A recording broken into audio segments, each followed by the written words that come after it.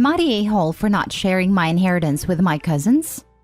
So I'm 31 female. My mom passed away when I was 4. She was 26 and dad has never been in the picture, so after my mom's death, her twin brother, my uncle Jack, became my legal guardian. He passed away suddenly 2 months ago. My grandparents started a watchmaking company over 50 years ago. They ran it for over 40, retired a decade ago, and my uncle took over. When I went to live with my uncle, he just started working for the company full-time after graduating college, and instead of having a babysitter, he would take me to work if I was not in school. My uncle met Melissa when I was 10. She was very nice to me. They got married when I was 12 and had their first child a few months later. When my cousin Mark, 20, was born, things changed. She would stop packing my lunch and other stuff. I know that she's not my mom, but before, she would just look at me with a smile, but after, she would barely acknowledge my existence. They had 2 more sons. Anyways, I worked there part-time as a teen, helping around, and Uncle taught me a few things. Uncle took over the company in 2012. My grandparents gave it to him and he took it from 145 employees to almost 1,000 in 10 years. We even started a watchmaking school. I went to college, then Uncle hired me full-time as a designer. Time went on. Mark would work for like 4 hours a week and get a full week's pay, and I've heard all my cousins and my aunt talk about how watchmaking is stupid, and that is too much for something that only tells you the time. This comment is particularly ignorant, as we don't make only watches anymore, and I thought Mark paid just enough attention to know that. But it seems I was wrong, so it never seemed like they were interested in the company. Back to now. After my uncle's funeral, my aunt informed me that they were selling the company, as it's useless to them, but they were willing to let me make an offer first. I was heartbroken. I just lost my uncle and was probably going to lose my job because there was no way I could get the money. Then last week, my uncle's will was read. All the money was divided in equal parts. Among me, my cousins, and my aunt. She got as part of the house and I got the company. 100% of the company. They were furious. I now have some friends saying it's their right to be upset for not getting something they understood they were getting. Extended family calling me a thief because it was their father's company.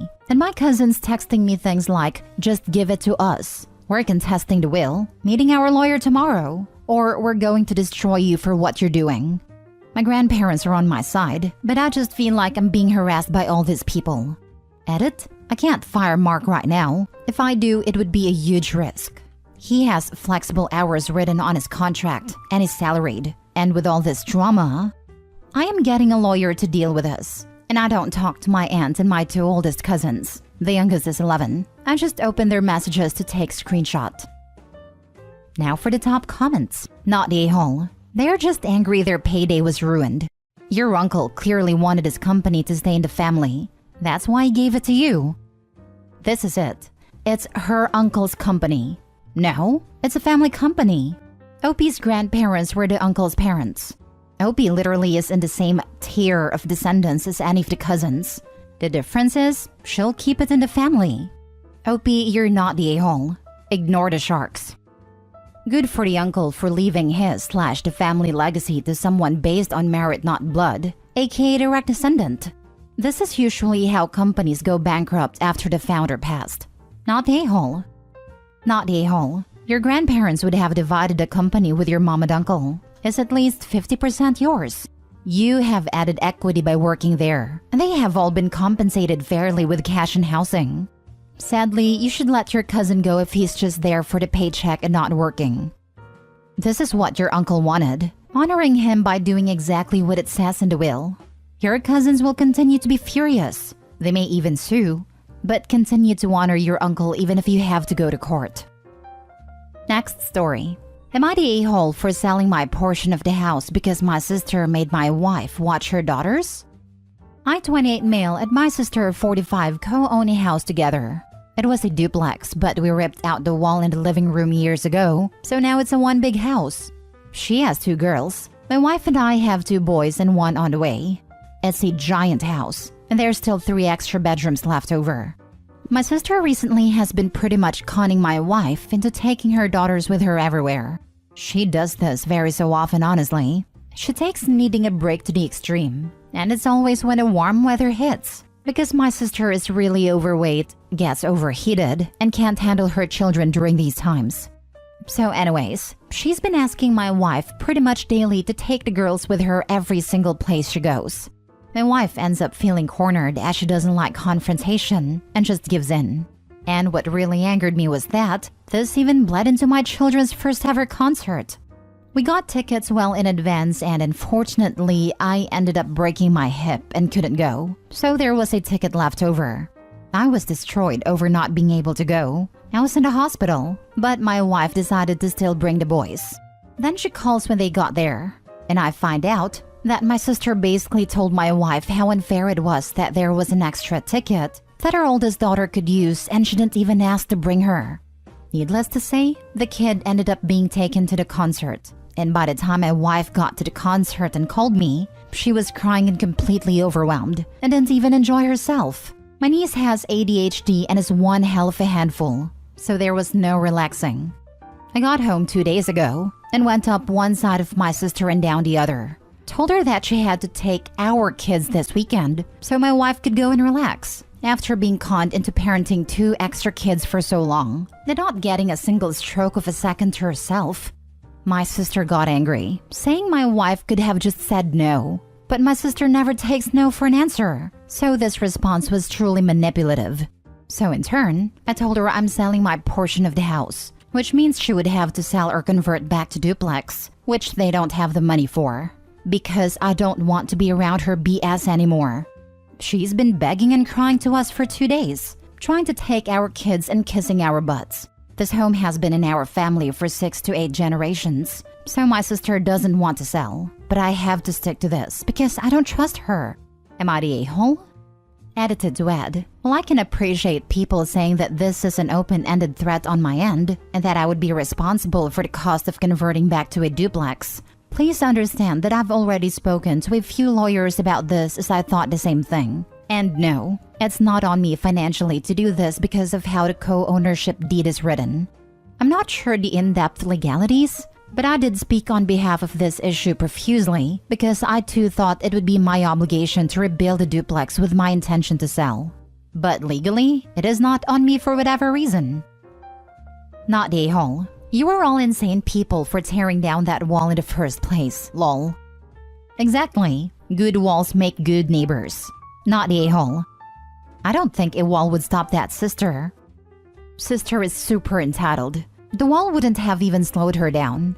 She'd have just dumped an OP and his family. Not the a-hole. What your sister has been doing to your wife is pretty scummy. Though I'm honestly surprised that you let it get to the point where you were so fed up you decided to sell the house. Either way, she needs to take responsibility for her own children and not have the ability to corner your wife into doing it for her. Also, if the home has been in the family for generations, the former duplex may not meet the zoning codes for lot size and zone. Legally not conforming uses are permitted unless they have been abandoned for a year in most jurisdictions. It's standard language in local zoning codes, so it may not be possible to convert it from a one-family back to a duplex. From my understanding, my sister didn't take the proper measures to convert to a duplex to begin with. I was 16 when the wall was ripped out, so I'm unsure how that will affect things long-term either. I haven't gotten that in-depth with the lawyers. Next story. Am I the a-hole for bringing up the fact my brother hasn't had a steady job since he graduated 3 years ago? Today we had a little barbecue for Memorial Day at my mom's house, and my brother, who's 21, was noticeably tired and not really speaking unless spoken to. But it's kind of always been like that. It was enough to be noticeably worse today though, so I asked him how he was doing. And he said he's fine and just had a long night with his friends and PlayStation. I told him he should have probably planned to go to sleep early so he'd have energy for the barbecue today, and he sarcastically responded that he couldn't help it. I regret my response to this, but I said, maybe you'd have more energy if you had a job. His demeanor quickly shifted, and he was pretty insulted, but it's been a recurring argument between us that he needs to get off his butt and help our mom with rent, but for some reason he just doesn't. No matter how hard we poke and pet him, he won't budge. He's not in college, and the only money he makes is when he goes logging with my dad, which isn't really a job and only happens a few times a month. Eventually, he started crying and ran to his room. My mom was angry with me for ruining the barbecue, which I didn't expect to happen, and told me I should probably leave. I'm a 23 female and I've had a job ever since high school, and I'm in college currently. I moved out when I was 19 and never looked back. But for some reason, my mom isn't as strict with my brother as she was with me. She occasionally sends him links to places that are hiring, and that's it. Honestly, he's got a heart of gold and lots of friends and family who adore him. I just wished he'd get a job to help my overworked mom out. Am I the a-hole? Now for the comments before the mini update. But I said, maybe you'd have more energy if you had a job. This right here is a cheap shot and doesn't even make sense. Not to mention a drama starter. Can't blame your mom for asking you to leave. You tout that you've had a job since high school, go to school currently and live on your own. Yet here you are starting unnecessary childish drama at a family barbecue. You're the a-hole. You are taking a problem that has nothing to do with you and making it your problem. Comments like that are not going to help him. He's an adult. His job situation is his to deal with. And if he's not paying rent to your mom, that's up to your mom to sort out. I also think you are not accounting for details you may be unaware of here, like if he may be dealing with some mental health issues or other problems in his life. It sounds like resentment from the unequal treatment between Opie and her brother. That's what I was thinking. There's some golden child / scapegoat energy here, but I give her a soft "you're the a-hole" because she did start drama at a family event. In your comments, you say that your brother has anxiety, depression, is on meds, and is in therapy. Clearly, he is struggling, probably more than you know, and trying to manage life the best he can as a 21-year-old. I'm not sure why you feel the need to insert yourself into any of this, to be honest. Seems kind of like you enjoy comparing yourself to him and trying to make him feel beneath you. The fact that you chose to hound him about this, something that really is none of your business, in front of others was totally out of line. You're the a-hole. You owe your brother an apology. He needs encouragement and support, not condescending lectures and scolding. The title says graduated 3 years ago, so remember that this is a kid whose final high school years were COVID years. I know this seems like an excuse, but we're really seeing serious mental health issues and an almost adult version of a newborn's failure to thrive by some of those students. His high school education and social development were very different than what Opie would have experienced. He needs help and support to move on, not additional guilt. Now for the mini update. I apologized earlier today and bought him lunch. We're also gonna try family therapy and see how it goes. He also accepted my offer of trying to help him get a job at my place of work. He also told me he was thinking about upping his meds in the last few days, and yesterday's events was the straw that broke the camel's back. Everything seems to be dandy now, but I may make a post in the future if he doesn't keep his word about keeping a job at my place of work. Last story. Am I the a-hole for wanting to live with my father over my mother despite his cheating? I, 19 female, grew up with a very one-sided family dynamic. I have a great relationship with my father, and we have always gotten along with each other. He was way more present in my upbringing than my mother, and I overall just prefer being with him. He was always there for me and never prioritized his job over the family. My mother, on the other hand, was more focused on her work than being a part of my life, and that has really drawn a wedge between us. I don't hate my mom, but I don't have nearly as close of a connection with her as I have with my father. Her work was always prioritized over my father and I, and it felt like my parents weren't even married. So, my mother recently found out that my father has been having an affair with a coworker of his for the past 2 months. I had no idea about this, so this definitely came as a shock to me. They're getting a divorce, and my mother is planning on moving out of our house soon. And my mother told me that I should start packing my stuff so that we can move out as soon as she can sign a lease in an apartment. But to be honest, I don't really want to move out with her, and I'd much rather stay with my father. I know what he did was terrible, but I still wouldn't really feel at home or comfortable living alone with my mom. I know that if I live with my father, he'll continue to support and take care of me like he has been doing, unlike my mother.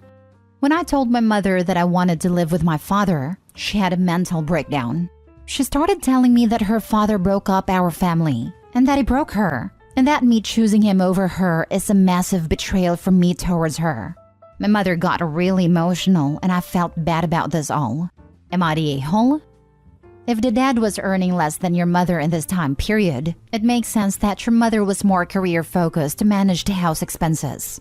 While this doesn't mean the family can be neglected, it also hints that maybe your father was having affairs for a long time and chose to remain distant from the mother, which further drove her away to focus on work. He was only caught this time. No reason to think he wasn't cheating before. Do you know for sure that your mom wasn't significantly earning more, or rather that your father brought home lesser income? During your childhood, not current situation. My father earned more than my mother and took care of the majority of the bills at home. He was a hard worker, but always made sure that he had time for the family and never let his career come between us.